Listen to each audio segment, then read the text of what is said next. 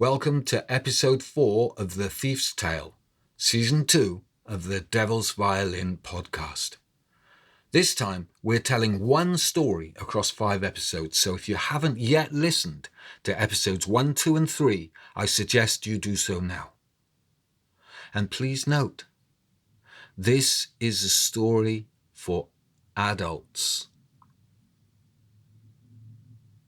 Our podcast is free, but if you wish to send a donation, you can do so at www.thedevilsviolin.co.uk/donate. At our website, you can also buy a download of this podcast and our previous shows. Our thanks go to the Arts Councils of Wales and England for their support with this project.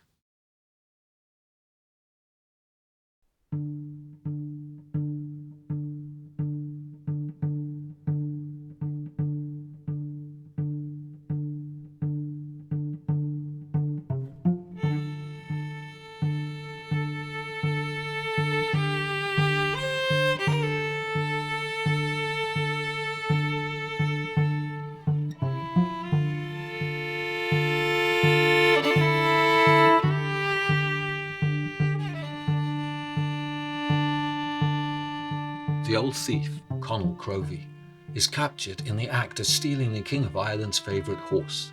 To save the lives of his companions, he must entertain the king's mother. He must relate tales from his long and eventful life of even tighter scrapes than the one in which he found himself in that moment. We return to him as he recounts how he was lowered into a pit of rotting corpses.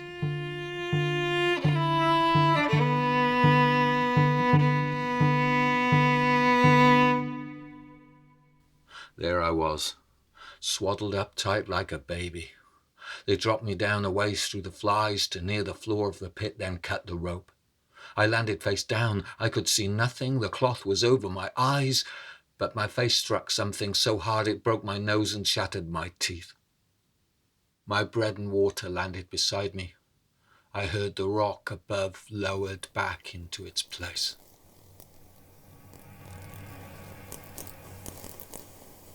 I had secreted a knife upon my person. I cut myself free. I looked about me. I had landed on a skull. Corpses, skeletons everywhere, flies in my mouth, my ears, in my nostrils. I flailed my arms. The stench was so strong I tasted it.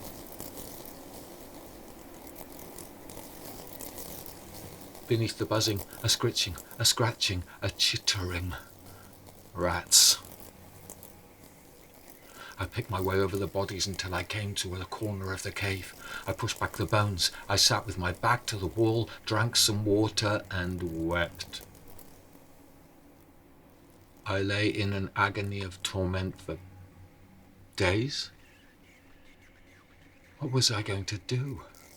Every moment was an age. There was no peace. Flies everywhere. Always that infernal buzzing. At first I couldn't eat. But in time hunger returned.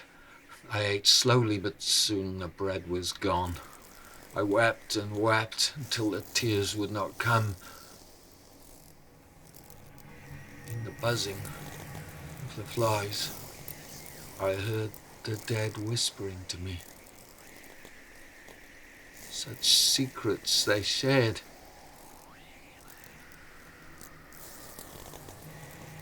The flies. They were just flies.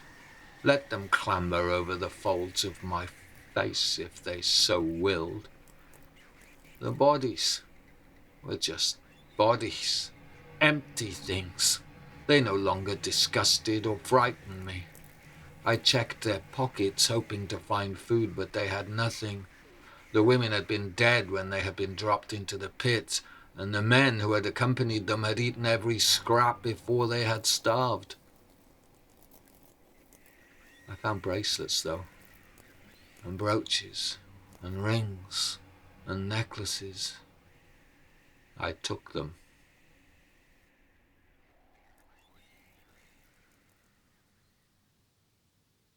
Then one day, I heard another sound.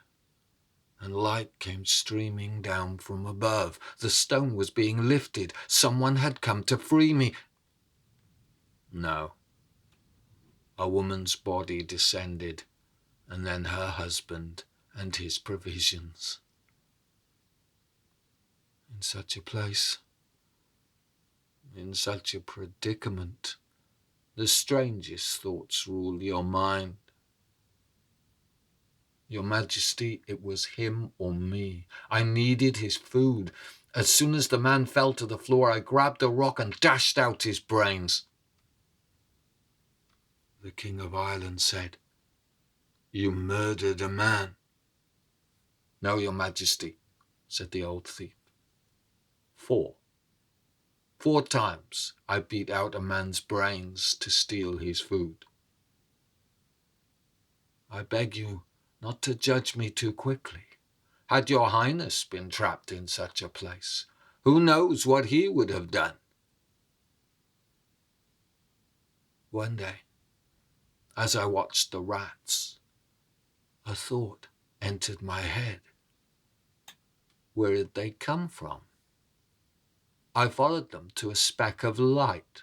They had burrowed into the cave to feed on the flesh of the dead. I crawled down their tunnel. It grew narrower, so narrow that the floor and the roof was pressed against the sides of my head. I shuffled on my belly through rat droppings, and then I was blinded by the immensity of the light before me. I pulled myself out of the cleft, slowly. Fresh air. I wept for joy to look upon the sky again. My heart lifted to feel the sun on my skin. If I had been found by the island women, they would have returned me to the pit, so I made for the seashore with all haste. I hid among the dunes, living on birds' eggs and fish, until I saw the sail of a passing ship. With what strength I had left, I waved my arms. They took me aboard. I paid for my passage with the jewelry I had stolen from the dead. I returned to Ireland with nothing. I had no choice but to steal. Stormy nights were best. No one was about, and the rain washed away all signs of my actions. I took from you, your Majesty, and your nobles, because you were the only ones with anything worth stealing.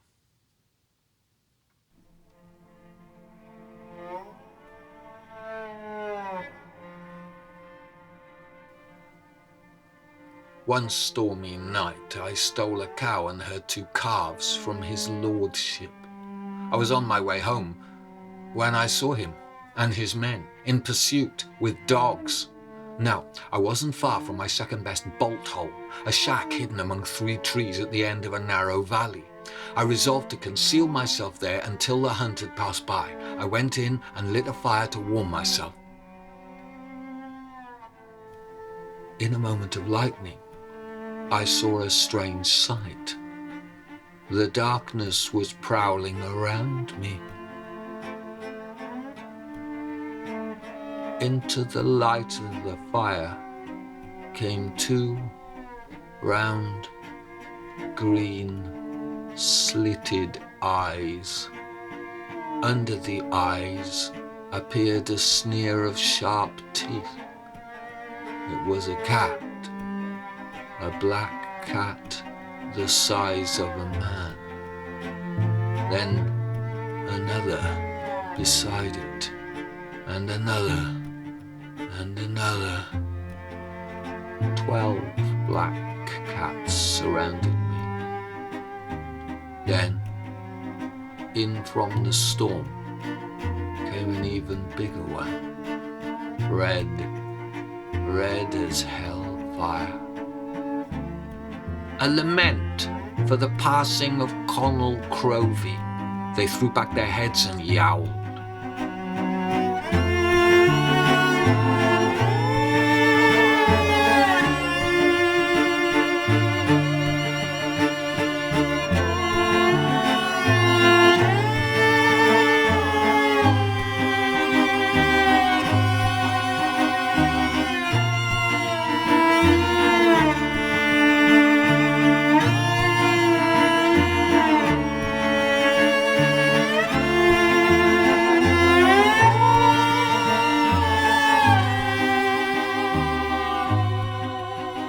Why do you sing a funeral song when I am not dead? The red cat, twitching her tail. Hungry work, singing. I'm afraid I have nothing to eat upon my person. She looked me up and down. Your person? Me? But I'm all bones. The calf. Take the calf. The cats pounced on it, tore it to pieces, devoured it in a moment, and then returned to me. Time for another lament.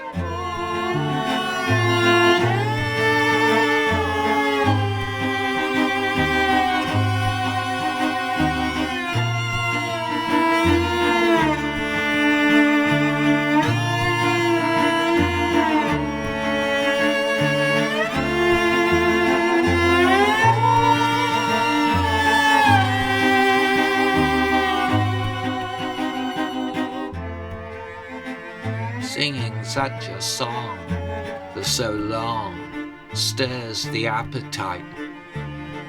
There's the other calf. Well, I said, hasn't this been lovely? We really must do it again very soon. Thank you for all your wonderful laments. I couldn't have hoped for a better send-off. But now, I'm afraid, it's time for me to... Another lament for Connell Crowley. Cow, I said, take the cow. Don't tell me, said the King of Ireland. Weren't you in a tighter scrape then than the one you are in now? He was, said the King's old mother. Surely, said the old thief, a noble personage like your good self would feel duty bound to keep his word. Very well, said the young king. The third brother is free, but there'll be no pardon for you. I'll tell you what, though. If we enjoy your tale, you'll die quick. You'll dance on a rope instead of boil in the oil. That's fair.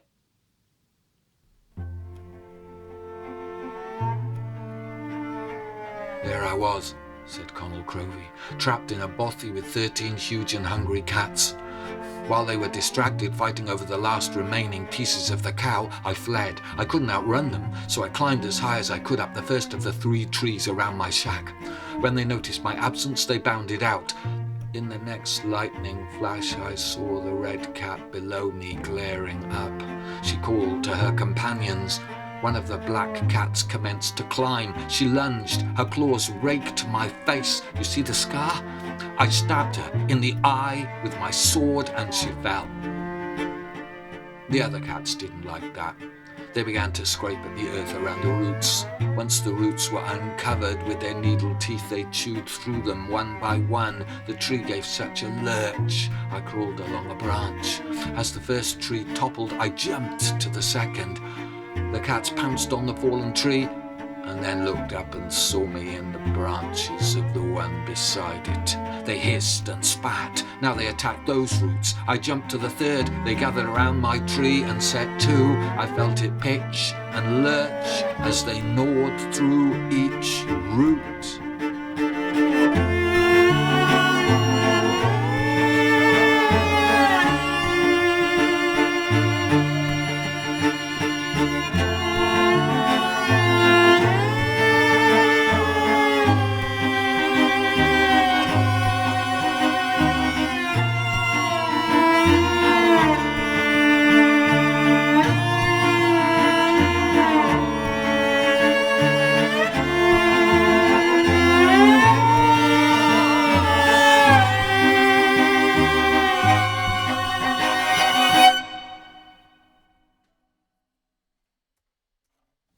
We hope you enjoyed episode 4.